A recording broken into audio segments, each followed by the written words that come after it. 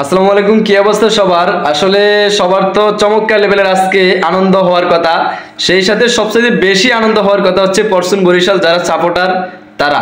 কারণ হচ্ছে পরশুন বরিশাল দ্বিতীয়বারের মতো শিরোপা জয়ের ধারাবাহিকতা চলে গেছে। ফাইনাল নিশ্চিত করে ফেলছে পরশুন বরিশাল। তাদের জাহাজ রেডি। তারা এবার কাপ 100% নেওয়ার সম্ভাবনা আছে।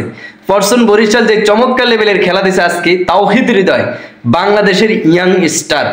আমরা বাংলাদেশের সবচাইতে হার্ড হিটার টি-20-র ভিতরে মোটামুটি তার গড়ে খুব ভালো একটা পারফরমেন্স থাকে। সেই তাওহিদ হৃদয় আজকে 82টা রানের ইনিংস, চমৎকার লেভেলের। সেই সাথে আজকে 2টা ছক্কা মারছে এবং 9টা ফোর মারছে। 56 বলে 82 রানের দুর্দান্ত লেভেলের একটা পার্টনারশিপে তামিম ইকবাল এবং সে চমৎকার লেভেলের জিতে ম্যাচ তারা ফাইনাল নিশ্চিত করে ফেলছে। সেই সাথে চিটাগংকে হারিয়ে দিয়েছে। চিটাগং বেশি রান করতে পারে না, মাত্র 149 রান করছে। এই রানে খেলা মোটামুটি ফরচুন বরিশালের সাথে জিতা কখনোই সম্ভব না। কারণ ফরচুন বরিশালের তো ব্যাটার টপ অর্ডার থেকে লেয়ার অর্ডার পর্যন্ত সবাই ব্যাটার। আর ফরচুন বরিশালের আজকে বলার মোহাম্মদ আলী ভাই চমৎকার লেভেলের বোলিং করছে। এরকম সুন্দর বোলিং 5টা উইকেট নিছে মোহাম্মদ আলী, কনগ্রাচুলেশন। এই যে বোলিং, দুর্দান্ত লেভেলের বোলিং এর ফলেই কিন্তু ফরচুন বরিশাল এগিয়ে গেছে। কারণ যদি রানের স্কোর বেশি হয়ে যেত তাহলে জিততে হয়তো ডিফিকাল্ট হয়ে যেত। তারপরে কিন্তু মোটামুটি এই বোলিংয়ের জন্য কিন্তু তারা রানটা খিসাই ফেলছে। চট্টগ্রামের মোটামুটি একটা খিসার ভিতরে রাখছে। লাস্ট পর্যন্ত 149 রানে তাদের ইনিংসটা সমাপ্ত করতে পেরেছে। পরবর্তীতে ফরচুন বরিশাল ব্যাটিং করতে নেমে 17 ওভারে মেবি প্লাস 17 ওভারে ম্যাচটা জয় করে তারা ফাইনাল নিশ্চিত করে ফেলছে। মনুরা জাহাজ নিয়ে রেডি কাপটা নেওয়ার জন্য।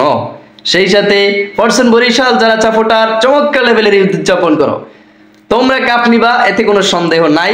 চিটাগং আর রয়েছে খুলনা। দেখা যাক সেখান থেকে কে প্রতিপক্ষ এসে ফরচুন বরিশালের সাথে আবার পাঙ্গা দিয়ে কাপটা নেয়। আর দিনের ম্যাচ হয়েছিল সবচেয়ে দুঃখজনক লজ্জার বিষয় হচ্ছে রংপুর রাইডার্স। এটা কোনো কথা? এই যে ইফতিকার আহমেদ, সে তার দলের সর্বোচ্চ স্কোরে থাকার পরেও আজকে তাকে মাঠে নামানো হয় না। আজকে নতুন ম্যান আনছে স্যাম্বিলেন্স। আসলে সে আসছে নতুন, যতই সে ভালো খেলোয়াড়, সে ভালো খেলোয়াড়, তারপরেও কিন্তু এখানে আজকে আসছে। আজকে এসে যদি মাঠের হাবভাব অতটা ভালোভাবে বোঝার কথা না, তারপরও তাকে নেওয়া হয়েছে, কিন্তু ভালো করতে পারে নাই। পরিশেষে এই ছোট্ট একটা ভুলের জন্য তাদের মাসুল গুনতে হয়েছিল বিদায়। আজকে নুরুল হাসান সোহান মাঠের ভিতরে যে কান্না করছে, আসলে ক্রিকেট হচ্ছে একটা আবেগ। ক্রিকেট আবেগ ছাড়া কিছু না। ক্রিকেট প্রেমী, ক্রিকেট ভালোবাসে, ক্রিকেট যারা খেলে উপভোগ করে একটা আবেগের উপরে চলে। চমৎকার লেভেলের আনন্দ উৎসব সব এন্ড টোটাল কি হয় দেখেন, ক্রিকেট একটা খেলা, সেখানে ম্যাচ হারার পরে কান্নায় ভেঙে পড়ছে নুরুল হাসান সোহান, এটা অবিস্মরণীয়। আসলে এটা কি বলা হয়, ক্রিকেটের আবেগ অনুভূতি। এরকম হয় আমাদের বাংলাদেশের যখন ম্যাচ হয় জাতীয় টিমের বিদেশি মাঠে, যখন এক ওভারে রান কত 2 বলে 3 বলে রান, 4 রান 5 রান দরকার, এরকম যখন মুহূর্তটা আসে তখন বোঝা যায় আসলে অন্তরের দেশের প্রতি যে ভালোবাসা এবং ক্রিকেটের প্রতি যে ভালোবাসা, এটা আসলে তখন প্রকাশিত হয়। এর আগে কিন্তু প্রকাশিত হয় না। যাই হোক, বিপিএল নতুন রূপে লাস্ট পর্যন্ত এসে নতুন নতুন ম্যানও কিন্তু অ্যাড হইতেছে। অ্যান্ড্রে রাসেল আসছে, স্যাম্বিলেন্স আসছে, আরো নতুন নতুন প্লেয়ার হয়তো অ্যাড হবে। লাস্ট পর্যন্ত এসে মোটামুটি বিপিএল এর জাঁকজমকপূর্ণভাবে নতুন রূপে আমরা দেখতে পাচ্ছি। যাই হোক, পরিশেষে কনগ্রাচুলেশন আবারও ফরচুন বরিশাল।